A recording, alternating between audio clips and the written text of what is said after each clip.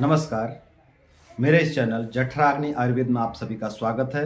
और आज की इस वीडियो में हम लोग बात करेंगे हिंगवाष्टक चूर्ण के बारे में।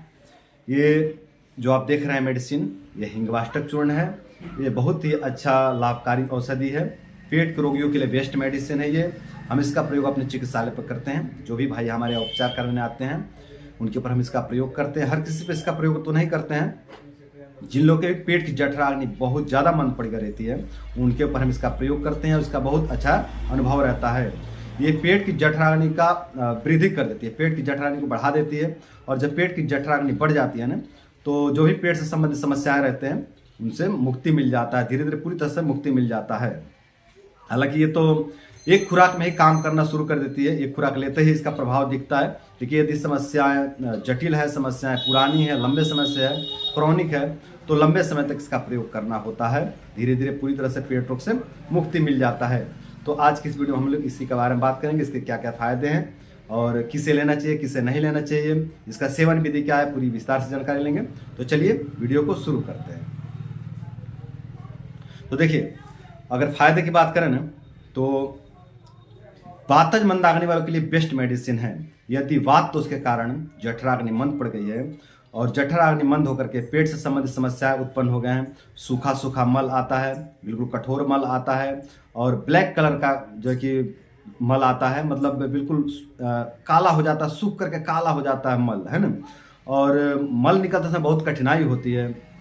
खाने का पाचन भी ठीक से नहीं होता, खाना अच्छे से पचा नहीं है, बिल्कुल अधकच्चा है। और अधकच्चा होते ही अधकच्चा होते हुए भी वो बिल्कुल सूख जाता है, बिल्कुल अपचन है और मल सूख के थोड़ा सा हो जाता है, कठोर हो जाता है। उन लोगों के लिए बेस्ट मेडिसिन है। अब इसका प्रयोग ऐसे समस्या में इसका प्रयोग कैसे करना है मैं बता देता हूँ।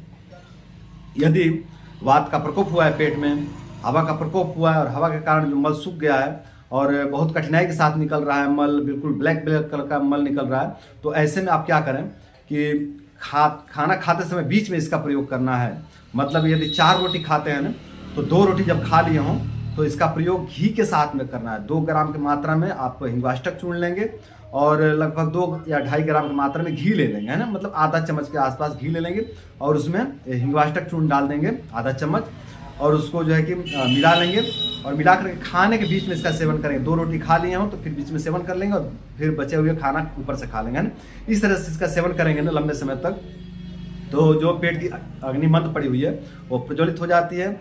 और जो भी आपको समस्याएं हो रहे थे, सूखा सूखा मल आ रहा था, मल आसानी से नहीं निकल रहा था और खाने का पाचन नहीं हो रहा था, खाना शरीर को नहीं लग रहा था, ये जो भी समस्याएं हो रहे थे वो सभी समस्याएं धीरे धीरे पूरी तरह से खत्म हो जाते हैं।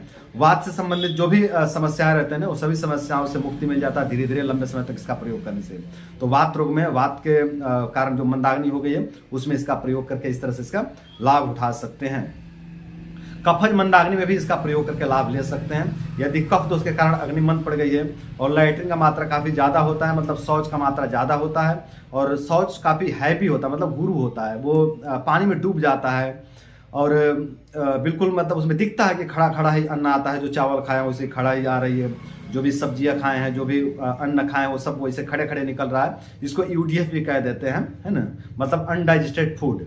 तो जिन लोगों को भी अनडाइजेस्टेड फूड की समस्या होती है, कफज मंदाग्नि हो गई है या फिर म्यूकस भी आता है, कई बार जब कफज मंदाग्नि होती है तो म्यूकस भी आता है, तो म्यूकस आ रहा है और दिन में 2 बार 3 बार लैट्रिन जाना पड़ता है, जितना खा नहीं रहे हैं उससे ज़्यादा लैट्रिन हो रही है, ऐसा आपको समझ में आ रहा है कि यार हम तो खा रहे हैं थोड़ा, लेकिन लैट्रिन इतना कहाँ से आ रहा है। अगर ऐसा आपको लगता है तो इसका मतलब है कि कफ के कारण आपकी जठराग्नि मंद पड़ी है।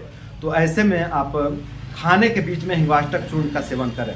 ध्यान रहे, घी के साथ यहाँ सेवन नहीं करना। यदि कफ के कारण अग्नि मंद पड़ी है ना, तो यहाँ पे डायरेक्ट ही हिंगवाष्टक चूर्ण का सेवन करना है। मतलब यदि आप 4 रोटी खाते हैं या 5 रोटी खाते हैं तो 2 या 2.5 रोटी खा लें, उसके बाद बीच में इसका 2 या 3 ग्राम की मात्रा में सेवन करके फिर ऊपर से बचे हुए खाना को खा लें। इस तरह से सेवन करेंगे लंबे समय तक, महीना 1.5 महीना तक, तो कफ के कारण जो आपको मंदाग्नि हो गई और जो भी आपके शरीर में उपद्रव हो रहे हैं कफ दोष के कारण, वो सभी उपद्रव धीरे धीरे पूरी तरह से खत्म हो जाएंगे। उदर शूल का मतलब होता है पेट में दर्द।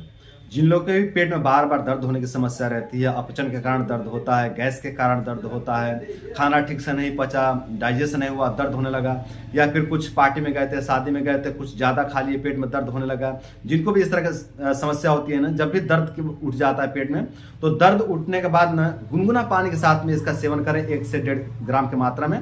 1 से 1.5 ग्राम की मात्रा में इसका सेवन कर लेंगे ना, तो जो आपको दर्द उठाए वो दर्द धीरे धीरे पूरी तरह से खत्म हो जाएगा। और यदि आप लंबे समय तक इसका सेवन कर लेते हैं ना, तो आपको ये बार बार दर्द उठने वाली समस्या ही खत्म हो जाएगी। यदि आप लंबे समय से इस तरह के दर्द से परेशान रहते हैं कि जब भी आप कुछ गरिष्ठ चीज़ें खा लेते हैं, जब भी कुछ भारी चीज़ें खा लेते हैं और आपको दर्द उठ जाता है, तो आप इसका सेवन करें, आपको दर्द की समस्या नहीं होगी। दूसरा इसका चिकित्सा ये होगा कि आप गरिष्ठ चीज़ें कम कर दें खाना, है ना। ये तो मतलब आयुर्वेद की प्रथम चिकित्सा कह सकते हैं ना। प्रथम चिकित्सा तो ये हुआ कि आप इतनी गंभीर चीज़ें खाए ही ना कि पेट में दर्द हो जाए, है ना।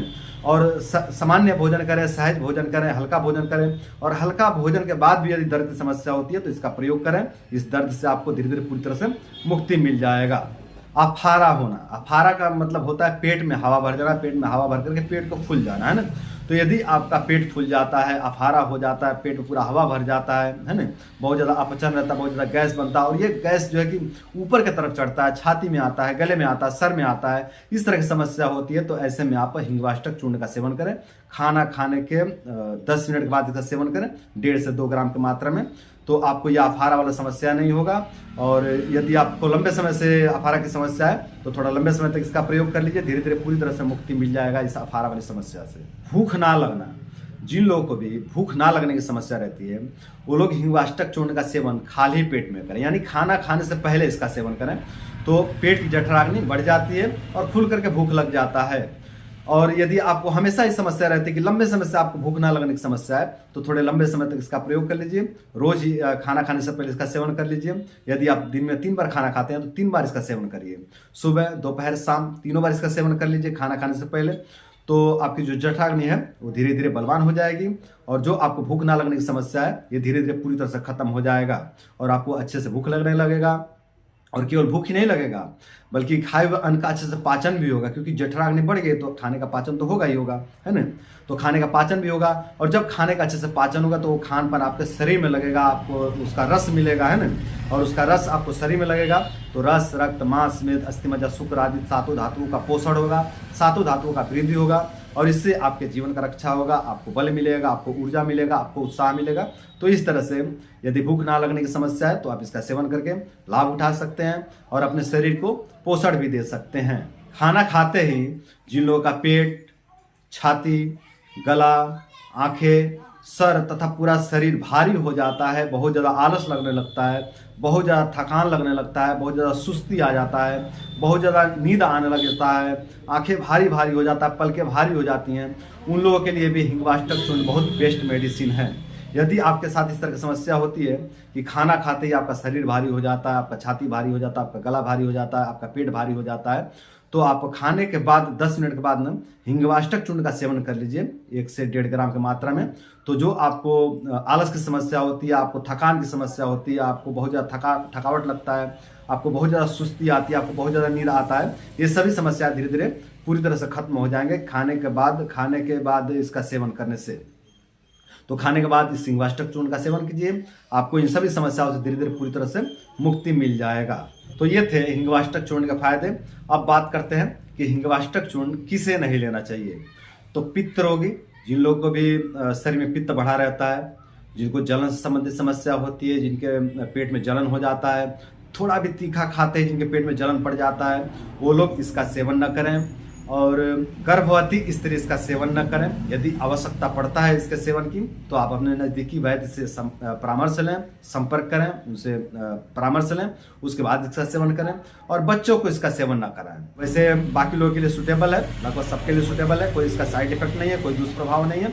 बस पित्त रोग में इसका प्रयोग न करें, बच्चों को इसका सेवन न कराएं, और गर्भवती स्त्री इसका सेवन न करें। बाकी लगभग सबके लिए सूटेबल है, इसका कोई विशेष दुष्प्रभाव नहीं है। तो ये थे इसके बारे में पूरी जानकारी। उम्मीद करता हूँ कि इस वीडियो से आप लोगों को बहुत कुछ सीखने को मिला होगा, और साथ ही ये भी उम्मीद करता हूँ कि इस हिंगवाष्टक चूर्ण का प्रयोग करके आप लोग अपने पाचन अग्नि को बढ़ाएंगे, अपने जठराग्नि को बढ़ाएंगे, और अपने जठराग्नि को बढ़ा करके आप लोग अपने जीवन को सुंदर, सरल एवं सफल बनाएंगे। तो आज के लिए इतना ही। नमस्कार।